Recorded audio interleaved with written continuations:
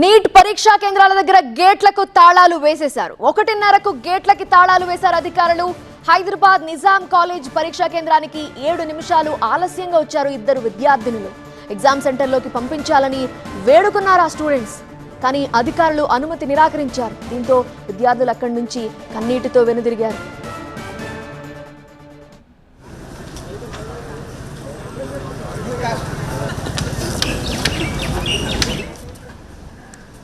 అటు బాపట్ల జిల్లా చీరాలలో NEET exam రాయడానికి వచ్చిన సమయం మించిపోవడంతో ఎగ్జామ్ హాల్లోకి ఎంట్రీ లేకుండానే వెనుతిరిగారు పలువురు అభ్యర్థులు. 1:30 తర్వాత 1 నిమిషం లేట్ అయినా కూడా విద్యార్థుల్ని పరీక్షా కేంద్రంలోకి అనుమతించలేదు అధికారులు. దీంతో కన్నీరు మున్నీరవుతూ ఎగ్జామ్ సెంటర్ నుండి వెళ్లిపోయారు విద్యార్థులు.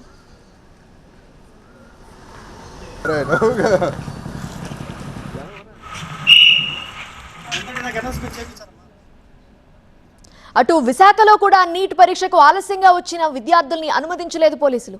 దీంతో వాళ్లంతా వెనుదిరిగారు. మరోవైపు పొరపాటున వేరే సెంటర్కు వచ్చిన విద్యార్థుల్ని పోలీసులు స్వయంగా తీసుకుని వెళ్లారు.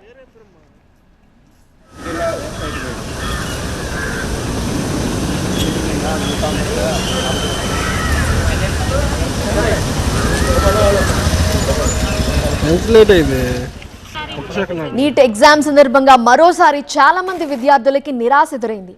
ఆలస్యంగా వచ్చిన వారిని అధికారులు లోపలికి అనుమతించలేదు. జగిత్యాలలో కూడా అలాంటి ఘటన జరిగింది.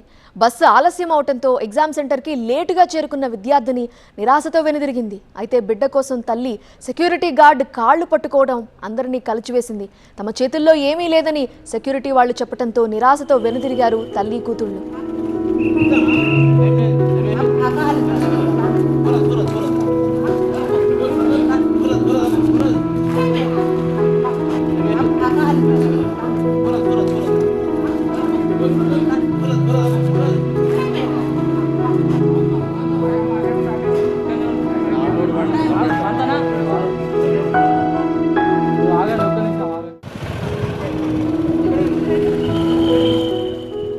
ప్రతి ఒక్కరి హృదయాల్ని మెలిపెడుతోంది ఈ ఘటన.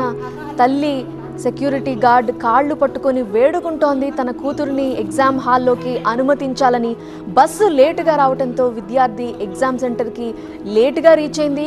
అధికారులు మాత్రం 1 నిమిషం ఆలస్యమైన లోపలికి అనుమతించలేదు.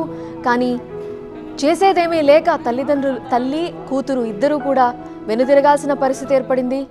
నీట్ రీ ఎగ్జామ్కి కష్టపడి చదివింది తన కూతురు. ఎగ్జామ్ రాస్తుంది, ర్యాంక్ వస్తుంది అని ఎన్నో ఆశలు పెట్టుకుంది ఆ తల్లి కూడా కూతురుతో పాటు. కానీ ఆలస్యం అవ్వడంతో అధికారులు లోపలికి అనుమతించలేదు. ఆ తల్లి ఆవేదన చూడండి. మోకాళ్ల మీద పడి సెక్యూరిటీ గార్డ్ కాళ్లు పట్టుకుని వేడుకుంటోంది లోపలికి అనుమతించాలి, తన కూతురు భవిష్యత్తు ఇది అని, సంవత్సరం వేస్ట్ అయిపోతుంది అని. కానీ నిబంధన కదా, 1 నిమిషం ఆలస్యమైనా లోపలికి అనుమతించలేం, మా చేతుల్లో లేదని సెక్యూరిటీ గార్డ్ చెప్పడంతో కన్నీటి పర్యంతమయ్యారు వాళ్ళు. అక్కడి నుంచి చేసేదేమీ లేక వెళ్ళిపోయారు. ఇలాంటి ఘటనలే తెలుగు రాష్ట్రాల్లో చాలా చోట్ల కనిపించాయి. బస్సు ఆలస్యమైందనో లేదా వేరే ఎగ్జామ్ సెంటర్కి వాళ్ళకి ఇచ్చిన ఎగ్జామ్ సెంటర్ కాకుండా మరో ఎగ్జామ్ సెంటర్కి వెళ్ళారు కొంతమంది. అయితే పోలీసులు వాళ్ళని వాళ్ళ రెస్పెక్టివ్ ఎగ్జామ్ సెంటర్కి తీసుకువెళ్ళారు. చాలా చోట్ల ఇలాంటి ఇన్సిడెంట్లే కనిపించాయి.